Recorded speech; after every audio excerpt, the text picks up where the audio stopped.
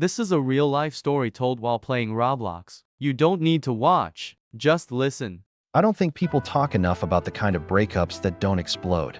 The ones where nothing dramatic happens, where nobody cheats, nobody screams, nobody storms out.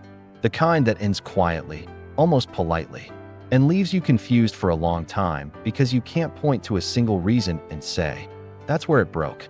That's what happened to us when we met. It didn't feel like the start of something big. It felt simple. We talked longer than we planned to. We laughed easily. We didn't try to impress each other. There was no rush to define anything, and maybe that's why it worked. It fit into life instead of taking it over. At the beginning, we paid attention in small ways. We noticed moods. We remembered details. We listened, not because we had to, but because we wanted to. Being together felt calm, grounding, like something solid in the middle of everything else that felt uncertain. Over time, the relationship became familiar, comfortable, predictable in a good way. We had routines, shared habits. Even silence felt easy. We could sit next to each other doing completely different things and still feel connected. Then life started getting heavier. Not suddenly, just gradually. Work became more demanding. Schedules stopped lining up. Free time started feeling limited. Energy wasn't something you had by default anymore. It was something you had to manage. None of that felt threatening. It felt normal, like what everyone goes through. We still cared about each other. We still showed up. But something changed in the background, quietly. Conversations became shorter. Not cold, just efficient. We stopped asking open questions and started exchanging updates. "How was your day?" "Fine." "Busy." And that was enough. Or at least, we told ourselves it was that. I didn't notice when curiosity disappeared. It didn't vanish overnight. It faded. We assumed we already knew each other well enough, so we stopped checking in deeply. We stopped wondering. And when you stop wondering about someone, distance grows without asking permission. There were moments when she felt present but not engaged. Like she was listening, but her mind was elsewhere. Not distracted in an obvious way, just not fully here. I didn't call it out. I didn't want to interrupt whatever she was carrying. I believed giving space was a form of respect. Looking back, I think I confused respect with avoidance. The relationship didn't feel bad. That's the strange part. It just stopped feeling alive. We weren't unhappy. We weren't fighting. We were functioning. And functioning can be dangerously convincing. That I adapted without realizing it. I spoke less. I shared less. I didn't bring up things that felt heavy. Not because she asked me to, but because it felt easier to keep things smooth. Quiet compromises don't feel like sacrifices when you make them slowly. There were still good days. Days that reminded me of what we used to be. Those days kept me hopeful. They made the distance easier to ignore. But they became less frequent, and I started noticing the gaps between them more than the moments themselves. At some point, someone new entered her life. Not in a dramatic way, just another person, another presence, another connection. I didn't feel jealous. I felt trusting.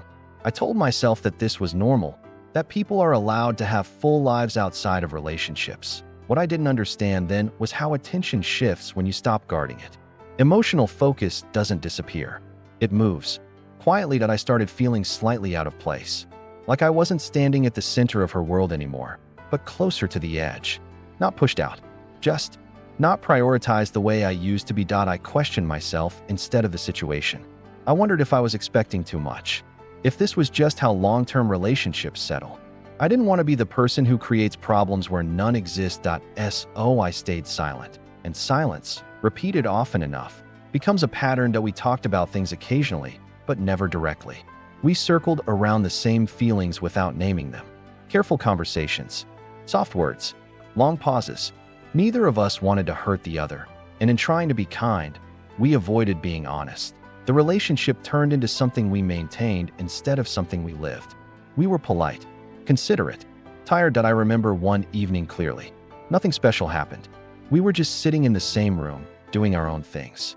And suddenly it felt like we weren't sharing the same space anymore. Physically close, emotionally separate.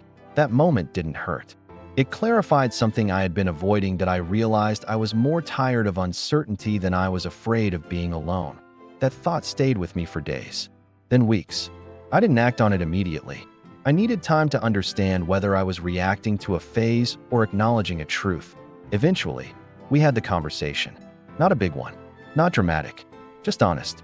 We admitted that something had changed, that we were trying, but not in the same direction, that neither of us was wrong, but something wasn't right anymore. When we decided to end things, it felt calm, almost gentle, like agreeing to stop holding on to something that no longer fit. Afterward, life didn't collapse. It adjusted. Mornings felt different. Evenings felt quieter, not empty, just unfamiliar. That I missed the presence more than the person, the routine, the shared time. But I didn't miss the doubt. I didn't miss wondering where I stood. I didn't miss feeling half included in my own relationship. That we checked in on each other a couple of times afterward. Friendly, respectful. Then it faded. Naturally, as time passed, I started noticing changes in myself. Subtle ones. I paid more attention to my own pace. I stopped explaining myself as much. I felt clearer, not happier in a dramatic way, just more aligned. That I understood something important. Not every breakup is a failure. Some relationships end because they've finished doing what they came to do. Some endings aren't loud. They're quiet. And sometimes, that quiet is what finally lets you hear yourself again. Over time, the silence stopped feeling heavy. Not all at once, not magically. It just lost its weight. That I noticed that my days started belonging to me again. I woke up without immediately thinking about someone else's mood. I made plans without wondering if they would fit into another person's energy. That freedom didn't feel exciting. It felt calm. There were moments when memories surfaced unexpectedly. A place we used to go, a phrase she used to say. Those moments didn't hurt the way I thought they would. They felt distant, like remembering a previous version of myself. That I realized that what I missed wasn't her exactly. It was the idea of connection, the comfort of familiarity, the sense of being chosen without question. And once I understood that, the attachment loosened on its own. That I stopped replaying conversations in my head, stopped wondering if I could have done something differently. Because the truth was simple, we didn't break each other. We just stopped meeting each other where it mattered. Looking back, I don't feel anger. I don't feel regret. I feel gratitude, not in a romantic way, but in an honest one. That relationship taught me how easy it is to slowly disappear from your own life while trying to hold space for someone else. It taught me that silence isn't always peaceful. Sometimes it's a signal.